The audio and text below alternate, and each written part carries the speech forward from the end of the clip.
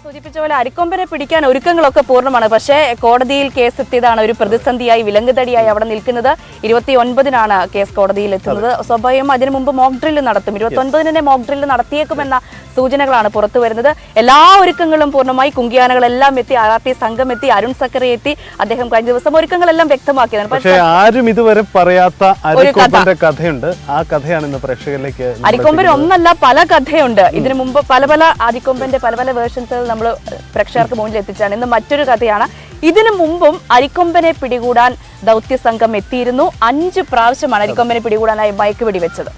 അതെ, 5 തവണ മയക്കുവെടി വെച്ചെങ്കിലും അതിൽ നിന്നെല്ലാം വഴുതി പോവുകയായിരുന്നു. ഒപ്പം തന്നെ കുങ്കിയാനകൾക്കും ഈ അരിക്കൊമ്പനെന്ന് പിടികൊടുത്തില്ല. അതുകൊണ്ട് ഇത്തവണ വ്യത്യസ്തമായ ഒരു കെണി ഒരുക്കിയാണ് അരിക്കൊമ്പനെ പിടിക്കാൻ വേണ്ടി വനംവകുപ്പ് ഒപ്പം തന്നെ ദൗത്യ സംഘം കാത്തിരിക്കുന്നത്. അപ്പം എങ്ങനെയാണ് മുമ്പ് ഈ അരിക്കൊമ്പനെ വെടിവെക്കാൻ ശ്രമം നടത്തിയത്? അന്ന് ആ ദൗത്യത്തിനൊക്കെ നേതൃത്വം കൊടുത്ത ഡോക്ടർ അബ്ദുൾ ഫത്ത ആ കാര്യങ്ങളൊക്കെ വിവരിക്കുകയാണ്. ആ ദൃശ്യങ്ങളും പ്രേക്ഷകരിലേക്ക് എത്തുകയാണ്. ഇടുക്കിയിൽ നിന്നും പ്രിൻസ് ജെയിംസിന്റെ റിപ്പോർട്ടിലേക്കാണ്. അരിക്കൊമ്പൻ ദൗത്യം അവസാന ഘട്ടത്തിലേക്ക് അടുക്കുമ്പോൾ 2017 ഇതേ ദൗത്യത്തിൽ പങ്കാളിയായ ഡോക്ടർ അബ്ദുൾ ഫത്താഹ് നമ്മളോടൊപ്പം ചേരുകയാണ്. അന്നത്തെ ഓർമ്മകൾ അദ്ദേഹം പങ്കുവയ്ക്കുന്നു. സാർ, എന്തൊക്കെയായിരുന്നു അന്ന്, എങ്ങനെയുള്ള നടപടിയാണ് അന്ന് നമ്മൾ സ്വീകരിച്ചിരുന്നത്? 100ഓളം ഫോറസ്റ്റ് സ്റ്റാഫുകൾ കൂടിച്ചേർന്ന ഒരു വലുതായിട്ടൊരു വെൽ പ്ലാൻഡ് ആയിട്ടുള്ളൊരു പരിപാടിയായിരുന്നത്. പിന്നെ 2 കുങ്കീസ് ആയിരുന്നു ആദ്യം ഉണ്ടായിരുന്നത്. അത് രണ്ടും നമ്മുടെ മുതുമല ആന ക്യാമ്പിൽ നിന്ന് കൊണ്ടുവന്ന 2 കുങ്കീസ് ആയിരുന്നു തമിഴ്നാട്ടിൽ നിന്ന്. അത് കഴിഞ്ഞിട്ട് ഈ ഓപ്പറേഷന്റെ ഏറ്റവും അവസാന സമയത്താണ് നമ്മുടെ വയനാട്ടിൽ നിന്ന് ബാക്കി കുങ്കീസിനെ കൊണ്ടുവന്നത്. നമ്മൾ 2017 ജൂലൈയിലാണ് മലകിട്ടാൻ സോറിയുടെ രാജാവായ അരിക്കൊമ്പനെ പിടികൂടാൻ മുൻപ് വനംവകുപ്പ് ശ്രമിച്ചത്. ഡോക്ടർമാരും വനംവകുപ്പ് ജീവനക്കാരും ഉൾപ്പെടെ 100ഓളം വരുന്ന സംഘം 10 ദിവസം ആനയെ നിരീക്ഷിച്ചു. തുടർന്ന് ജൂലൈ 25-ന് രാവിലെ 6-ന് മയക്കുവെടി വയ്ക്കുന്നതിനുള്ള ദൗത്യം ആരംഭിച്ചു. ഡോക്ടർ അരുൺ സക്രിയയ്ക്കും പെരിയാർ ടൈഗർ റിസർവിൽ സേവനമനുഷ്ഠിച്ചിരുന്ന ഡോക്ടർ അബ്ദുൾ ഫത്തയ്ക്കുമായിരുന്നു മയക്കുവെടി ഉതിർക്കുന്നതിനുള്ള ചുമതല. 3 തവണ ശ്രമിച്ചാണ് അനുയോജ്യമായ സ്ഥലത്തെത്തിച്ച് ആദ്യ മയക്കുവെടി ഉതിർത്തത്.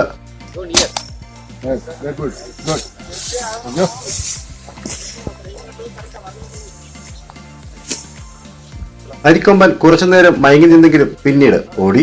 സന്ധ്യ മയങ്ങിയതോടെ ആദ്യ ദിനത്തിലെ ദൗത്യം അവസാനിപ്പിക്കുകയായിരുന്നു.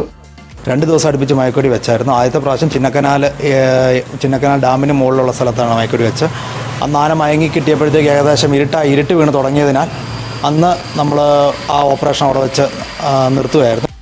രാത്രി വാച്ചർമാരുടെ കണ്ണുവെട്ടിച്ച് ആന കിലോമീറ്ററുകൾ നടന്നു. 2ാം ദിനത്തിൽ മണിക്കൂറുകളുടെ വ്യത്യാസത്തിൽ സിമന്റ് പാലത്തും സമീപ മേഖലകളിലും വെച്ച് മയക്കുവെടികൾ വെച്ചു. ആന കുറച്ചുനേരം മയങ്ങി നിന്നെങ്കിലും മലമുകളിലേക്ക് കയറിയതിനാൽ പിടികൂടുക എന്നത് അസാധ്യമായി.